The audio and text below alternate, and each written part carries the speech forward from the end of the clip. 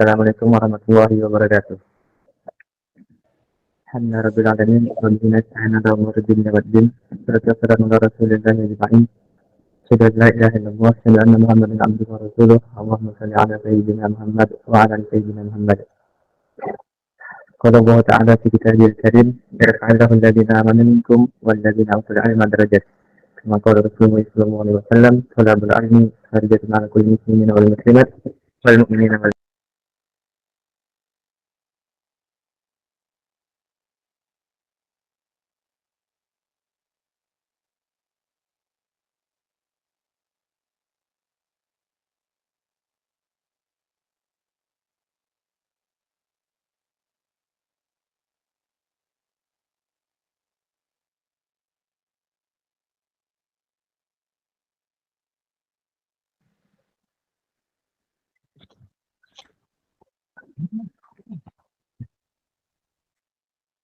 Bisa keluar. Lah ini gimana konsepnya? Ustaznya keluar.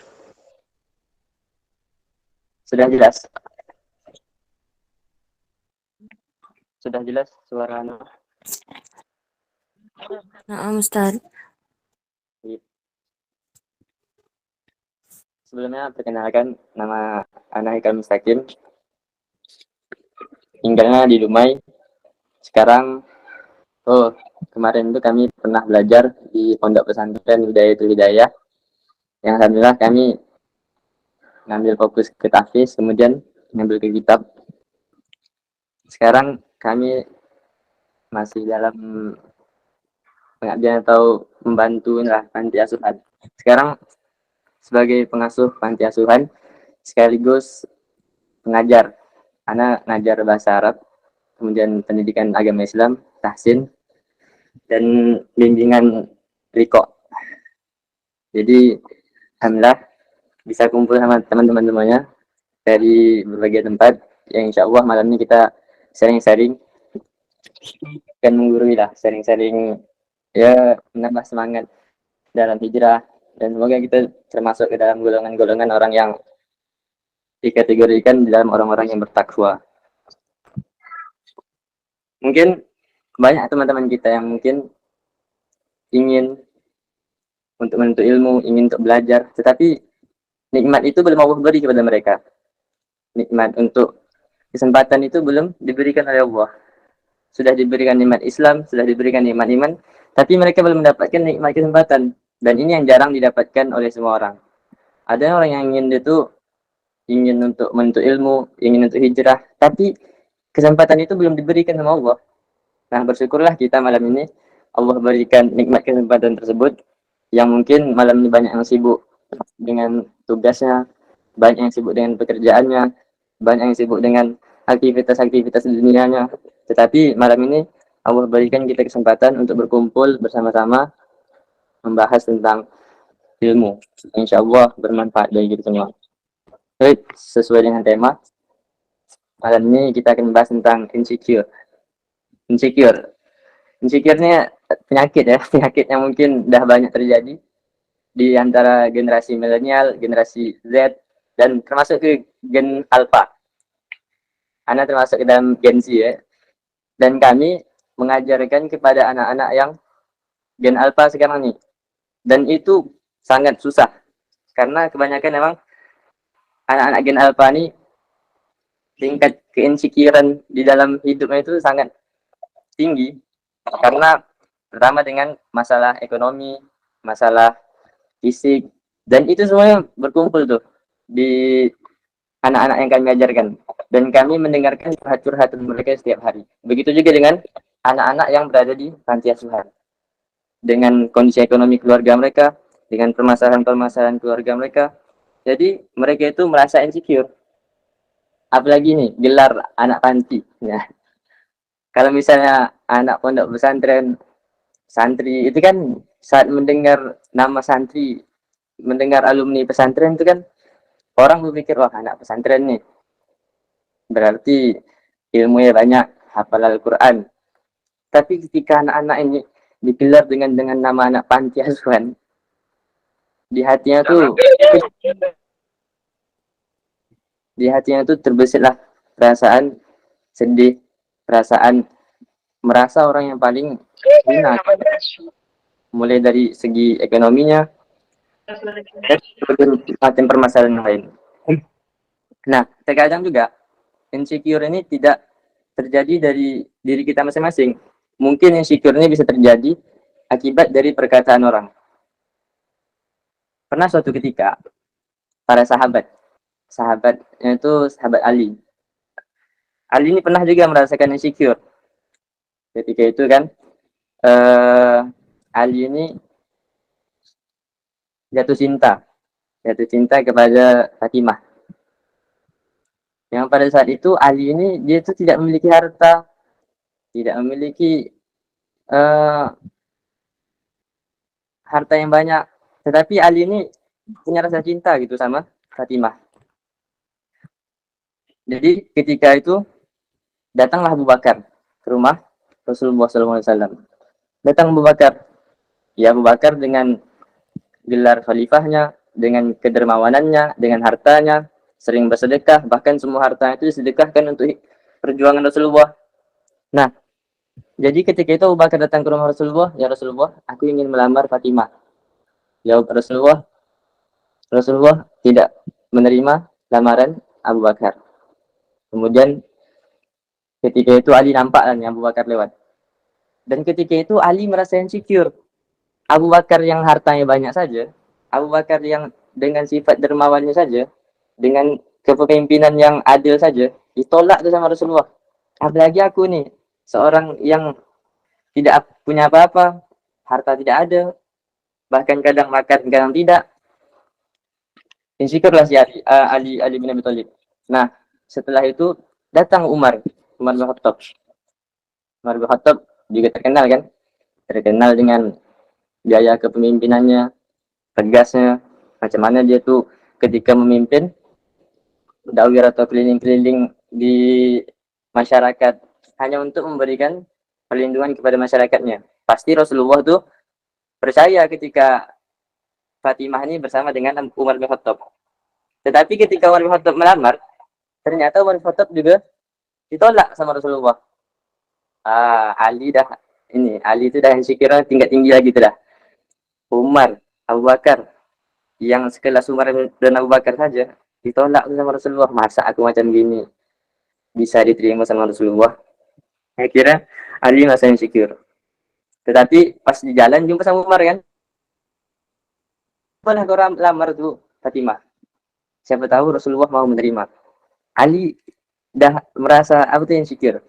Akhirnya karena Umar bin Khattab tuh dekat macam itu, akhirnya Ali mencoba lah pergi ke rumah Rasulullah. Punya apa-apa ya Rasulullah, tapi aku cinta kepada anakmu Fatimah, aku ingin melamarnya. Terus Rasulullah jawab, apa yang kau punya? Dia cuma punya pedang sama baju besi. Nah, bawa sini untuk menjadi maharnya. Diterima sama Rasulullah.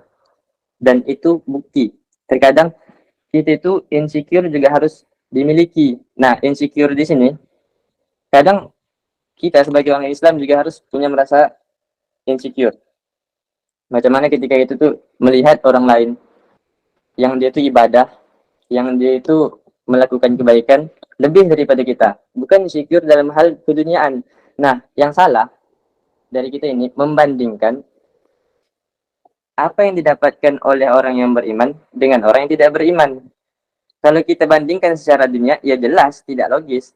Orang yang beriman tentu tidak mendapatkan balasan yang setimpal langsung. Contoh, ketika ada orang yang dia itu menjauhi syubhat atau dia melakukan transaksi riba. Nah, orang yang tidak beriman ketika melaksanakan transaksi riba, dia dapatnya spontan di dunia. Tetapi orang yang menjauhi transaksi yang riba, melakukan transaksi yang syariat, melakukan hal-hal yang baik itu, balasan mereka itu di akhirat. Jadi tidak masuk akal ketika ada orang yang membandingkan sesuatu hal ibadah itu dibandingkan dengan hal dunia. Ya jelas tidak masuk akal. Jadi matematis atau hitungan-hitungan kita itu sebagai orang muslim itu, ya balasannya di akhirat, bukan di dunia. Nah, pentingnya itulah pentingnya kita itu mencari teman atau orang-orang yang baik di sekitar kita. Jangan sampai teman kita itu malah orang yang menjadikan kita itu orang yang tidak punya percaya diri. Bahkan dalam Al-Quran itu dikatakan, ya wailata laitani lam attakhidh fulanan khalila. Seandainya nih, aku tidak menjadikan si fulan itu sebagai kawanku ketika di dunia, aku tidak mungkin akan sengsara seperti ini ketika di akhirat. Nah, jadi pengaruh teman itu kadang juga penting bagi kita. Kadang teman itulah yang menjadikan kita itu merasa insecure. Kadang teman itulah yang menjadikan kita itu tidak percaya diri. Ada yang dulunya dah berjilbab panjang, ada yang dirinya dulu tuh udah berpakaian gamis, ada yang dulu dirinya tuh udah pakai pakaian syariat, pakai pakaian syar'i. Tetapi datang kawannya, datang temannya. Ah, sok alim nih. Ah, sok soleh nih. Ah, sok soleha nih. Nah, itu yang terjadi. Jadi pengaruh teman itu juga penting. Jadi makanya kita tuh mencari teman-teman yang sekiranya itu bisa membawa kita ke dalam hidup yang baik kepada Allah. Nah, bagaimana sih sekarang itu gitu tuh mengikuti insecure. Nah, makanya kita itu turunkanlah Al-Quran. Al-Quran itulah sebagai penolong kita, sebagai motivasi. Anak tuh selalu menganggap Al-Quran itu surat cintanya Allah bagi kita. Jadi ketika kita itu membedah Al-Quran, banyak sekali ayat Al-Quran itu yang mungkin ketika kita itu merasa sedih, merasa down, merasa iman kita lemah, seakan-akan Allah tuh ngirim ayat Al-Quran tuh, seakan-akan Allah mengirim ayat Al-Quran tuh untuk memberikan kita motivasi, untuk memberikan kita itu semangat lagi. Ibaratnya, kalau kita itu mau chattingan dengan seseorang yang kita cintai, yang kita sayangi, tapi yang ranah halal ya, dan yang haram, jangan pacaran. Nah, ketika kita dapat notif dari dia tuh, kan dapat notif itu hati itu berbunga-bunga, hati senang. Nah, gitu juga dengan Al-Quran. Ketika kita down, ketika kita sedih, ketika kita rindu, pas baca Quran tuh tiba-tiba ada dapat ayat yang mengena sama posisi kita. Nah, disitulah letak fungsi Al-Quran sebagai syifa, sebagai obat. Kata Allah dalam Al-Quran, "Masa antakrahu syai'an wa huwa khairul lakum, masa an tuhibbu syai'an wa huwa syarrul lakum." Dan tentu sesuatu yang kita anggap baik itu baik di mata Allah, dan belum tentu sesuatu yang kita anggap buruk itu buruk di mata Allah.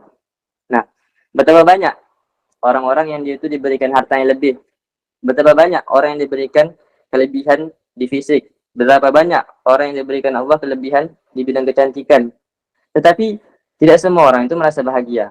Nah, disitulah yang bilang tadi, jika seandainya titik ukur kebahagiaan atau ridhonya Allah itu diukur dari segi dunia, maka emang kita itu kalah orang beriman.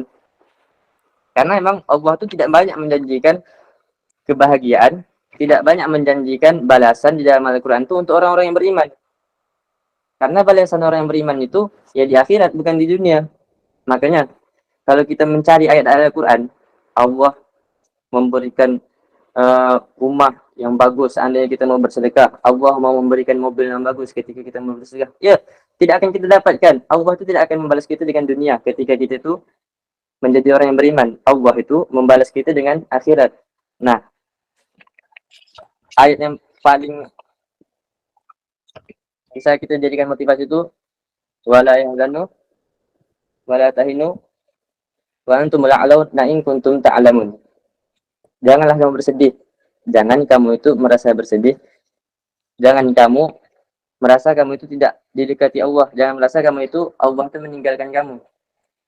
Apalagi sampai kita tuh berputus asa. Ah, kok aku ini gini-gini aja lah hidup aku ini. Ah, kok muka aku ini dikasih hitam sama Allah. Ah, kok rezeki aku ini tak nambah-nambah aja. Padahal aku udah berusaha menjauhi segala maksiat. Wala yahzanu. Kita tuh jangan sampai menyerah, jangan sampai sedih gitu. Wa antum la'aluna in kuntum ta'lamun. Seandainya kamu tahu nih, bahwasanya Allah itu udah meninggikan derajat bagi orang-orang yang beriman. Allah itu meninggikan derajat orang-orang yang mukmin. Cuma kita saja yang kadang itu merasa sombong. Kadang kita aja yang merasa diri kita ini udah mampu.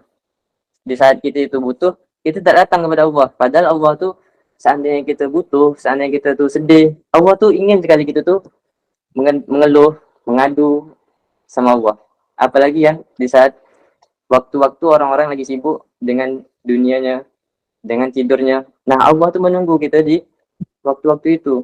Karena disitulah kita tuh bisa bermesraan. Bukankah ketika kita itu sholat, ketika kita itu beribadah kepada Allah, itu kan media sosialnya kita kepada Allah. Ibarat kalau kita itu mau chat orang, mau chattingan, ya kita lewat WhatsApp atau lewat Messenger atau lewat Instagram. Nah, sholat, ibadah-ibadah itu adalah media sosialnya kita untuk berinteraksi atau berkomunikasi dengan Allah. Kita tuh sholat, kan isi sholat itu kan bukankah kita mengadu kepada Allah semua permasalahan-permasalahan kita. Ketika kita itu sujud, ketika kita itu ruku, ketika takbiratul ihram. Nah, semua itu kan bentuk penghambaan. Bentuk kita itu merasa kita ini betul-betul hamba yang butuh kepada Allah. Nah, kadang itu yang terjadi kesalahan. Di saat kita itu merasa diri kita ini lemah, merasa kita diri ini ditinggalkan, kita tidak mengadu kepada Allah. Padahal Allah itu senang kalau kita tuh mengadu sama Allah. Nah, juga pernah terjadi di zaman Nabi, yang mana ketika itu zaman Nabi Musa itu merasa insecure. Maklum kan, Nabi Musa itu merasa insecure karena yang dihadapinya itu bapak angkatnya, kemudian orang besar, kemudian mengaku Tuhan pula lagi kan, yang dihadapinya Firaun. Jadi kata Nabi Musa, ya Allah, aku tak sanggup nih berjumpa dengan Firaun nih. Aku tak lancar nak bercakap, aku tak lancar berbicara. Aku takutnya nanti malah aku pula yang login sama dia kan, malah logat pula nanti kan. Apa kata Allah? Dah, nih bawa Nabi Harun. Nabi Harun kan fasih itu berbicara. Akhirnya Nabi Harun yang berjumpa dengan Firaun. Jadi kadang ketika kita tuh mengadu, pasti ada aja jawabannya sama Allah. Ini mengadu, mengeluh. Ketika kita itu merasa down iman kita, merasa iman kita lemah, malah pula curhat dekat status WA. Malah pula curhat dengan kawannya. Kawannya bisa apa? Kawan kita cuma bisa ngasih nasihat, tapi tidak bisa memberikan jalan keluar. Allah dalam Al-Quran tuh kasih nasihat, kasih jalan keluar. Nah, begitulah indahnya Al-Quran.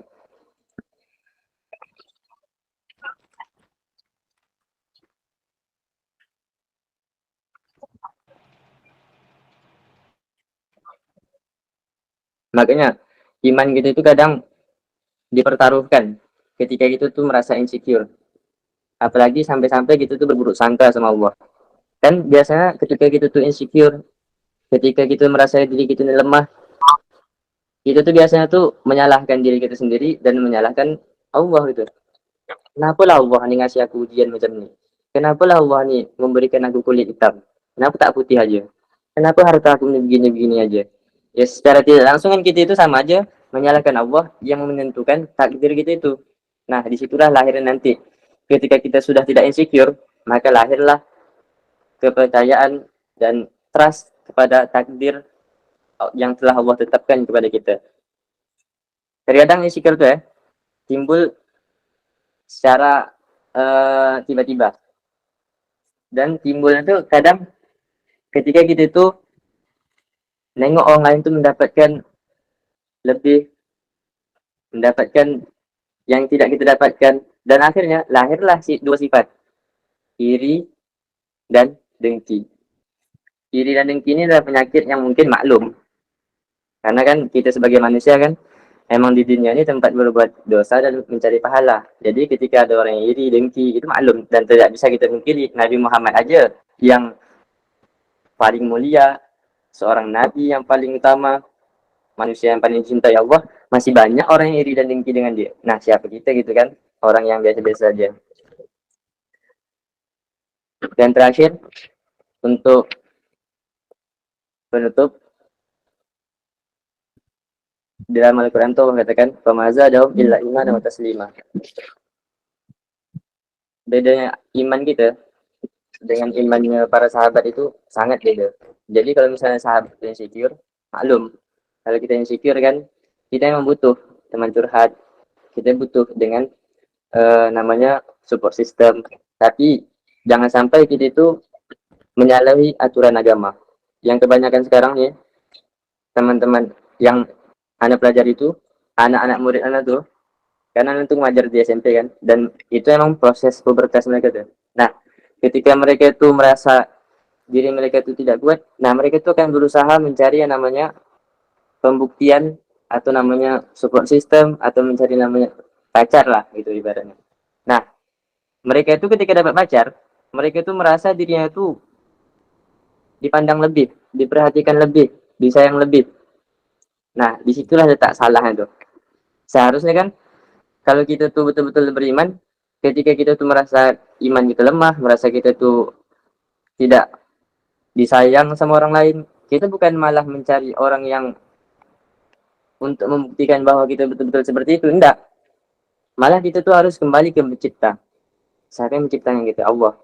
Nah, kembalilah kepada Allah lagi. Serahkan semua permasalahan-permasalahan kita tuh kepada Allah. Dan ingat, jangan cuma masalah aja yang kita serahkan kepada Allah. Kalau misalnya senang, tidak pernah ingat lagi kepada Allah. Nah, jadi kalau misalnya sudah masalah kita berikan, ketika jalan masalah sudah Allah berikan, situ letak kita untuk berterima kasih dan bersyukur kepada Allah. Nah, disitulah letak kita tuh harus bersyukur. Baik, mungkin itu aja yang bisa saya sampaikan. Assalamualaikum warahmatullahi wabarakatuh.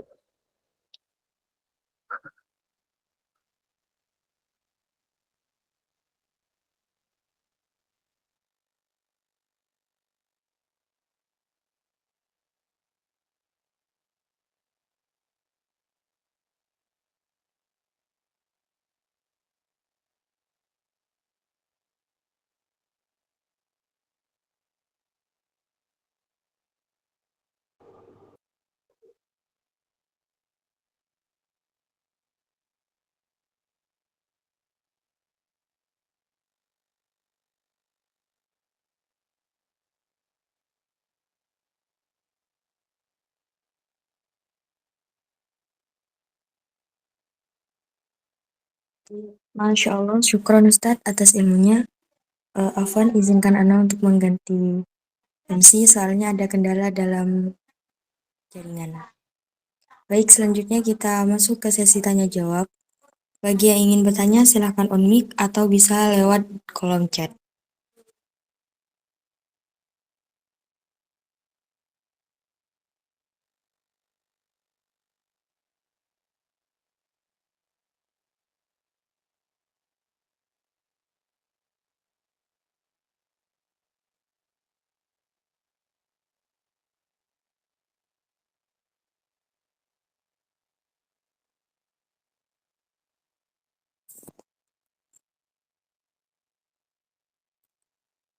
Sudah ada yang bertanya Ustadz, izinkan Ana untuk membacakan.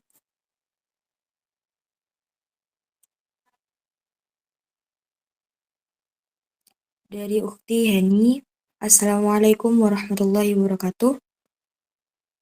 Ustadz, izinkan Ana bertanya, bagaimana cara mengubah rasa insecure menjadi bersyukur, sedangkan di sisi lain rasa insecure itu selalu muncul dengan sendirinya. Jadi harus apa gitu Ustaz? Terima kasih.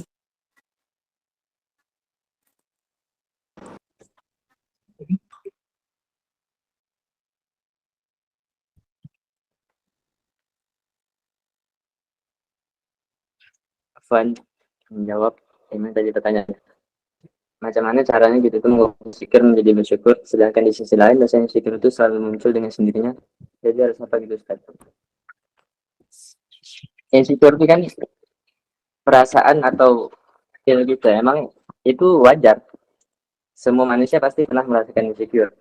Tetapi perlu digarisbawahi, insecure kita itu apakah mengarah kebaikan atau enggak? Jangan sampai insecure kita itu menjadi insecure yang malah menyalahkan diri kita sendiri, bahkan menyalahkan Allah sebagai pencipta kita yang telah menetapkan takdir. Nah, kebanyakan itu gitu. Ketika kita insecure itu, emang kita tuh menyalahkan diri kita sendiri. Kenapa lah aku ini begini? Kenapa aku ini bodoh nih? Kenapa aku ini tidak bisa melakukan ini sedangkan dia bisa? Nah, berarti secara tidak langsung kan kita itu sama aja menyalahkan takdir yang sudah Allah tetapkan kepada kita. Nah, disitulah kita itu berusaha menjadikan apa yang sudah Allah tetapkan kepada kita itu menjadi rasa syukur ketika Allah berikannya. Misalnya ketika kita itu mengalami yang namanya cacat mata atau buta kan. Macam mana orang yang buta itu yang mungkin dalam keadaan tidak bisa melihat bisa bersyukur dengan apa yang sudah ditetapkan Allah kepada dia. Nah, contoh ketika ada orang yang buta tuh. Ketika ada orang yang buta itu, maka dia setidaknya terhalang daripada perbuatan-perbuatan maksiat yang bersumber dengan mata. Pernah suatu ketika itu ada ceritanya Abu Ubaidah. Abu Ubaidah bin Jarrah, yang pada saat itu beliau tuh salah satu gubernur di Syam. Jadi kebiasaan beliau tuh ini keliling untuk mencari orang-orang yang mau dibantu. Tetapi pada saat malam itu dia berbeda. Pada saat malam itu Abu Ubaidah nih pergi dengan pasukan itu masuk dalam hutan. Masuk ke dalam hutan, jumpa satu gubuk, satu rumah yang terbengkalai. Abu Ubaidah kan mungkin mengira pada saat itu ini rumah biasa, tidak ada apa-apa kan. Ternyata pada saat di dekat, Abu Ubaidah terdengar suara tahmid. Dia memuji kepada Allah. Jadi penasaranlah Abu Ubaidah nih. Berarti ada orang di dalam rumah yang tidak layak huni nih kan. Pas ditanya Assalamualaikum, apakah aku boleh masuk? Kata orang dalam tuh, boleh, silahkan masuk. Kata orang tadi. Pas masuk, Abu Ubaidah terkejut. Nengok kondisi orang yang di dalam tuh. Semua rumah tuh kosong. Beliau tuh tidur di lantai. Tidak ada alas sama sekali, tidak ada tikar sama sekali. Anak itu kan. Kakinya cacat. Kemudian kerjaan beliau tuh cuma bertahmid. Alhamdulillah, alhamdulillah, alhamdulillah. Jadi Abu Ubaidah penasaran. Ada orang yang buta, cacat, kakinya lumpuh. Kenapa dia bertahmid kepada Allah? Jadi ditanyalah sama Abu Ubaidah. Wahai Syekh, kan orang tua tu kan. Biasanya orang Arab manggil orang yang lebih tua tu Syekh. Wahai Syekh, kenapa engkau selalu bertahmid kepada Allah sedangkan kondisi dirimu seperti ini? Kalau ditengok-tengok kan, dari segi rezeki tidak ada yang diberikan Allah sama dia. Dari segi fisik dia macam gitu pula. Kaki cacat, mata buta. Sehingga apa yang membuat dia bersyukur gitu kan? Jawaban kakek tua tu ada dua. Yang pertama, aku diberikan hati yang selalu bersyukur kepada Allah Subhanahu wa taala. Jadi dia tu bersyukur atas segala ujian-ujian yang Allah berikan tu. Kadang kan insecure tu bentuk ujian yang Allah berikan kepada kita. Misalnya ketika dia tu cacat, buta, itu kan bentuk ujian untuk menguji kita apakah kita ni bisa tak melewati ujian ini dengan sabar, dengan ikhlas, dengan ridho. Nah, jadi kata orang tua itu, aku diberikan hati yang selalu bersyukur atas nikmat yang Allah berikan kepada aku. Orang yang buta, orang yang cacat, orang yang rezekinya tidak ada sama sekali pada saat itu, dia bersyukur hanya karena diberikan hati yang bersyukur atas segala nikmat yang diberikan Allah kepada dia. Yang kedua, aku diberikan lisan yang senantiasa berzikir kepada Allah. Jadi orang yang seharusnya tuh merasa untuk dikasihani, merasa dia itu tidak disayangi sama Allah, tetapi dia itu macam mana membuat semua hal yang diberikan Allah tuh, semua takdir yang ditetapkan oleh Allah tuh menjadi suatu ladang ibadah bagi dia. Macam mana dia itu menjadikan ujian-ujian yang tadinya seharusnya itu dia merasa diri itu tidak berguna, merasa dirinya itu tidak mampu, tidak layak untuk hidup di dunia. Itu kan bentuk dari insecure kan. Nah, tetapi macam mana hatinya itu selalu berusaha untuk bersyukur atas segala ujian yang Allah berikan. Itu sih saya.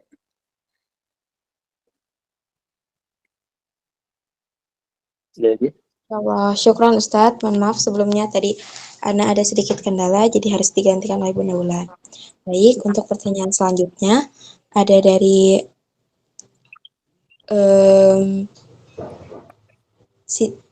Kak Siti Habibah. Assalamualaikum warahmatullahi wabarakatuh. Izin bertanya, apa yang kita lakukan ketika kita insecure dan apakah insecure itu berdosa dalam Islam? Syukran Ustadz. insecure itu sebetulnya tidak berdosa. Insecure itu boleh-boleh saja. Bahkan kan yang Anda sampaikan tadi, insecure itu pernah juga terjadi di saat zaman sahabat, zaman Nabi, dan itu maklum.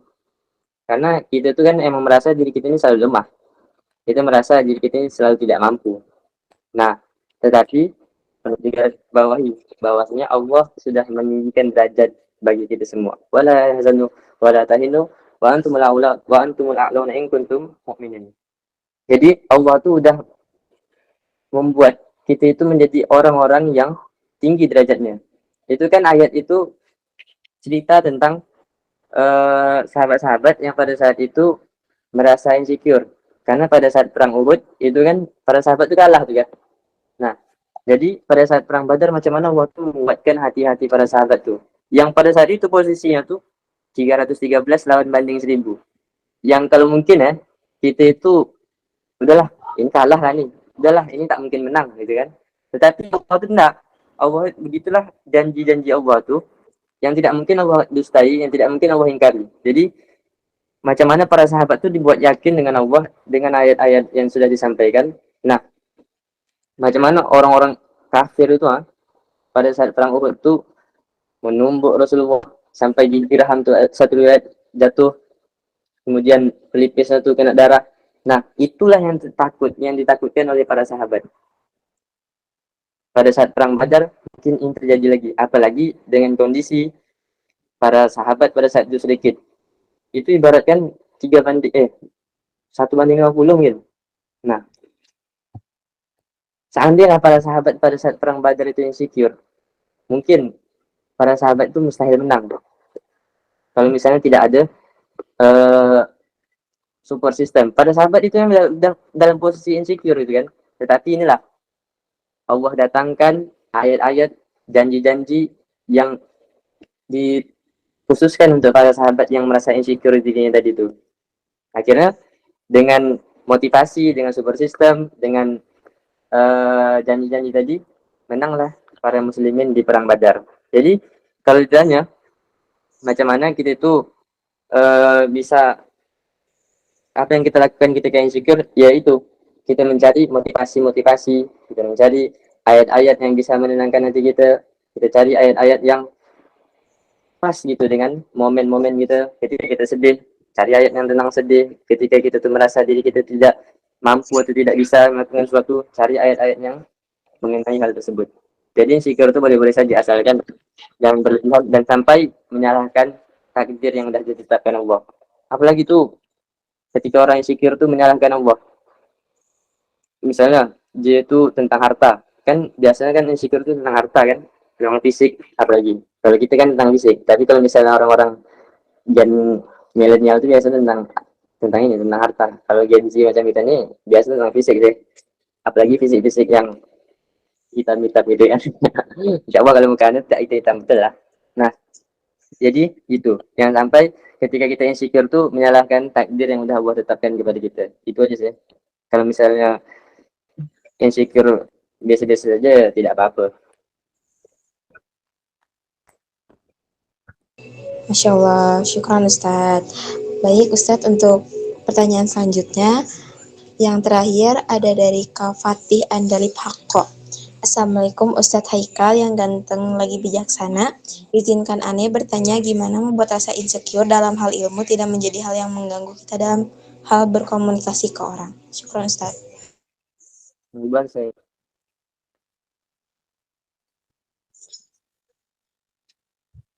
Yang mana pertanyaannya nih?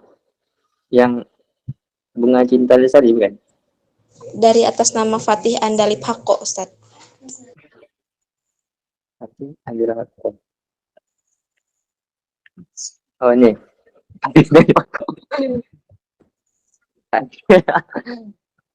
ini kawan anak yang dari Mesir, Masya Allah. Saudaranya nih. Bagaimana membuat rasa insecure dalam ilmu tidak menjadi hal yang mengganggu kita dalam hal berkomunikasi kepada orang?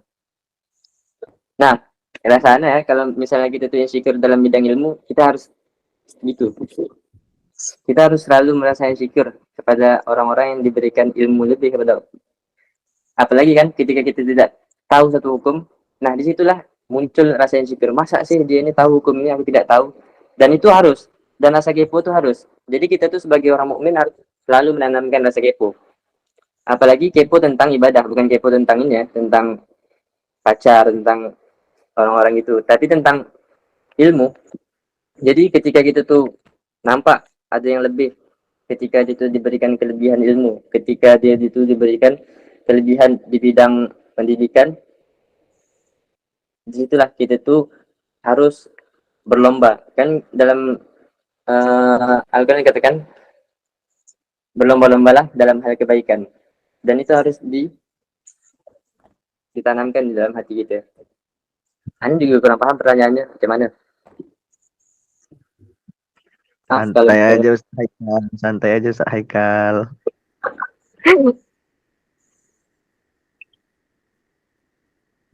mungkin seharusnya pemateri malam ini Ustadz Fatihan dari Pako. Beliau tuh ini mahasiswa di Universitas Al Azhar.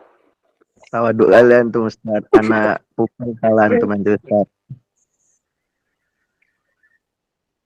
Tapi mungkin itu aja yang bisa Anda jawab.